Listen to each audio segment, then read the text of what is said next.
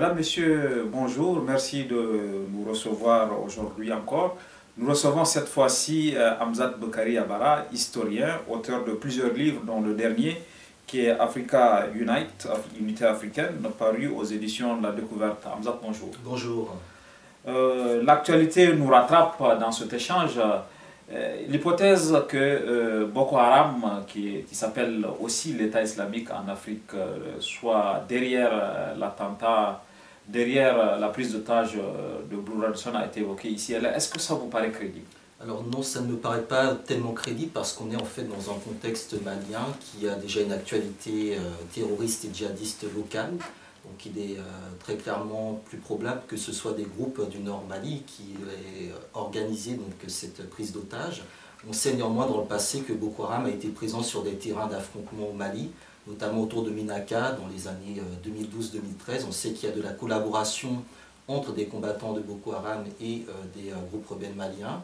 Donc on ne peut pas non plus exclure une sorte de collaboration de la part de Boko Haram dans le cadre donc, de cette fameuse fusion autour de l'État islamique qui s'implante un peu partout en Afrique de l'Ouest aujourd'hui.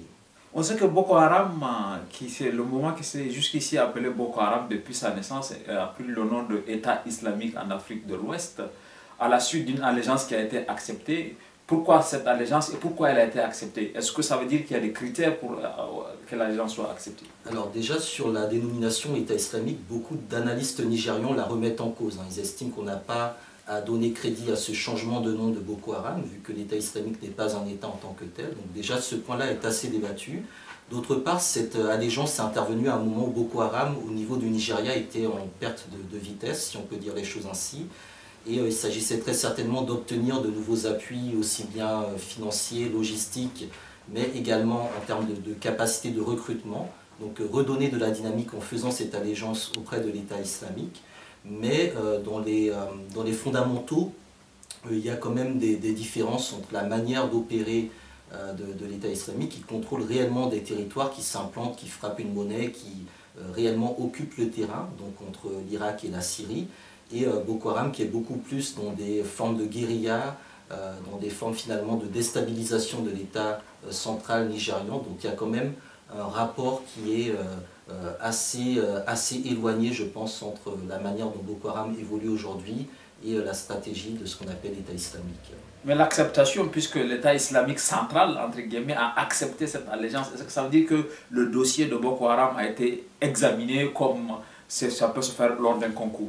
Alors on peut penser qu'effectivement au niveau donc, de la Shura, donc le comité central entre guillemets de Boko Haram, il y ait effectivement une demande officielle qui a été faite auprès donc, des parrains donc, de l'État islamique et que dans les intérêts finalement donc, de Daesh, une présence plus forte au niveau du Nigeria serait intéressante, d'autant plus qu'il y a toujours cette volonté de créer un axe donc, depuis la Libye vers différents territoires, donc notamment le Mali, mais également le Nigeria, et on en parle un peu moins. La Mauritanie est également visée par toute cette situation-là. Donc être plus présent au Nigeria peut participer aussi d'une stratégie de Daesh aujourd'hui. D'accord. Et il y a un rapport des Nations Unies sur le terrorisme dans le monde qui est sorti et qui indique que Boko Haram a tué plus de gens en 2014 que Daesh, l'État islamique lui-même. Est-ce que vous êtes surpris d'abord par ce décompte macabre? Alors, d'une certaine manière, non, parce qu'on sait déjà que le Nigeria est un pays qui est densément peuplé, qui compte plus de 170 millions d'habitants, donc théoriquement le potentiel de victimes est beaucoup plus large au Nigeria qu'au niveau de l'Irak et de la Syrie. D'autre part, on est dans un contexte d'actes kamikazes très importants au niveau du Nigeria, donc les crimes sont effectivement massifs, tandis qu'au niveau de la Syrie et de l'Irak, on est encore dans des formes d'affrontement entre guillemets plus conventionnelles. Donc d'une certaine manière, non, je ne suis pas surpris, d'autant plus que 2014 a été pour Boko Haram une année extrêmement faste dans le sens négatif du terme. On a vu une réaction importante le 13 novembre après les attentats de Paris qui ont fait, selon un bilan provisoire, 130 morts. 130 morts à comparer avec 3500 personnes que Boko Haram a tuées depuis le début de cette année 2015. Ce n'est pas énorme, mais on a vu qu'il y a une réaction internationale avec une résolution du Conseil de sécurité, avec même la volonté de... Est-ce qu'il y a une différence de traitement selon que ce soit Boko Haram qui tue en Afrique ou que Daesh tue en Occident? Oui, il y a une différence de traitement, mais elle est aussi liée à la manière dont les dirigeants politiques s'emparent de cette question-là. Je crois que le président Hollande ne désigne pas avec les moyens lorsque la France est touchée, même si on peut lui reprocher parfois certaines erreurs, tandis que dans le cas du Nigeria, on a longtemps eu un président qui affichait une nonchalance manifeste, Goodluck Jonathan, qui a été donc remplacé par Muhammadu Buhari, qui montre une certaine poigne à vouloir résoudre le problème, mais dans le cas du Nigeria, on a laissé une situation empirée depuis un certain temps, et du coup c'est beaucoup plus compliqué de s'en sortir. Il y a une accumulation d'attentats, de massacres, de crimes qui sont commis, qui fait qu'il y a une forme d'insensibilité qui s'est malheureusement créée, je pense, dans l'opinion publique vis-à-vis de ce qui peut se passer au Nigeria. Quant à Daesh, je pense aussi qu'il y a un traitement médiatique qui est bien évidemment différent. Il y a une construction médiatique de Daesh qui est très particulière. Et dans le cas de ce qui s'est passé à Paris, c'est bien évidemment un événement. C'est quelque chose qui ne s'était jamais passé auparavant à Paris. Et on n'imaginait pas que le centre de commandement d'une grande puissance, d'une puissance du Conseil de sécurité, puisse être frappé aujourd'hui de cette manière-là, alors qu'on est en alerte maximale. Et il y a justement depuis cette réaction une volonté de répondre à la menace terroriste. Mais le sentiment qu'on a, c'est qu'on veut répondre à la menace terroriste sans intégrer par exemple la question de Boko Haram et du Nord Mali. Est-ce qu'il n'y a pas un risque qu'on traite une partie et qu'on ne traite pas l'autre partie? Alors l'un des risques de pas mal d'observateurs africains, c'est l'idée qu'on souhaiterait résoudre la question de Daesh au niveau du Moyen-Orient en l'exportant au niveau du continent africain. C'est-à-dire qu'on mette le paquet pour éliminer la menace au niveau donc, de l'Irak et de la Syrie, et que cette menace eh bien, se répercute finalement au niveau de l'Afrique du Nord, puis au niveau de l'Afrique sahélienne. Donc c'est effectivement un risque de ne pas traiter cette situation de manière globale. Je pense qu'il est très important de tenir compte du fait que le continent africain peut être malheureusement fertile à ce type de mouvement djihadiste et qu'il est important de traiter ce problème à la base et d'y inclure, je pense, au milieu la question des migrants et des réfugiés qui doit être traitée d'une autre manière que par la manière plus ou moins militaire ou belliqueuse que l'on voit actuellement. En attendant la réaction du reste du monde, est-ce que depuis l'arrivée de Buhari, quelque chose a changé dans la lutte contre Boko Haram dans la sous-région? Alors il y a une difficulté en fait à analyser la situation au niveau de la sous-région parce qu'il y a plusieurs acteurs qui ont chacun joué leur carte. On a vu par exemple le Cameroun se rapprocher des États-Unis et donc faire intervenir ce qui va être Africom tout simplement.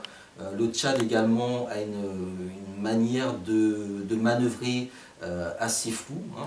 On sait que Idriss Déby joue sa réélection en 2016 et qu'il compte bien se rendre indispensable en tant qu'acteur sous-régional, d'autant plus que Compaoré est tombé au Burkina Faso et que Kadhafi a été assassiné il y a quelques années. Donc il y a cette volonté d'être un homme fort, d'où le fait que l'opération Barkhane soit positionnée à N'Djamena.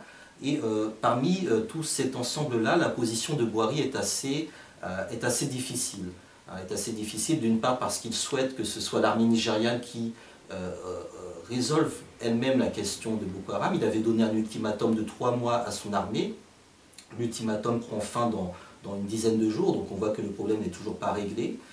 D'autre part, il y a la question des alliances régionales, donc la fameuse force multinationale qui a été difficilement mise en place, mais qui semble peu dotée au niveau des moyens de lutte contre Boko Haram.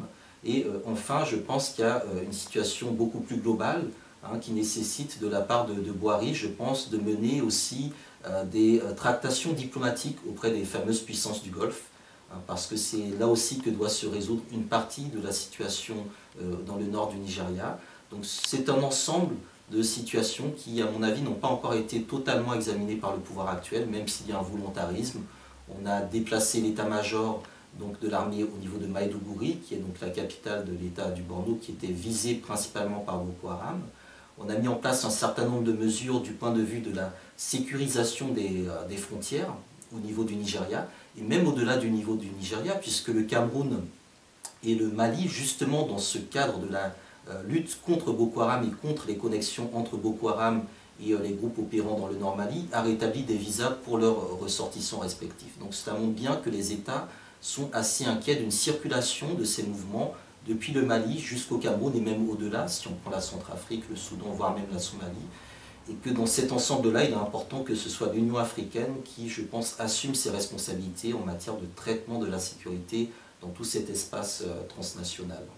Merci Hamzat Boukari Yabara pour votre éclat. Je rappelle que vous êtes historien, auteur de plusieurs livres dont l'unité africaine, un livre sur le Nigeria, un livre sur le Mali. Vous êtes très connu sur la scène parisienne. Merci à vous de nous avoir suivis et à très bientôt.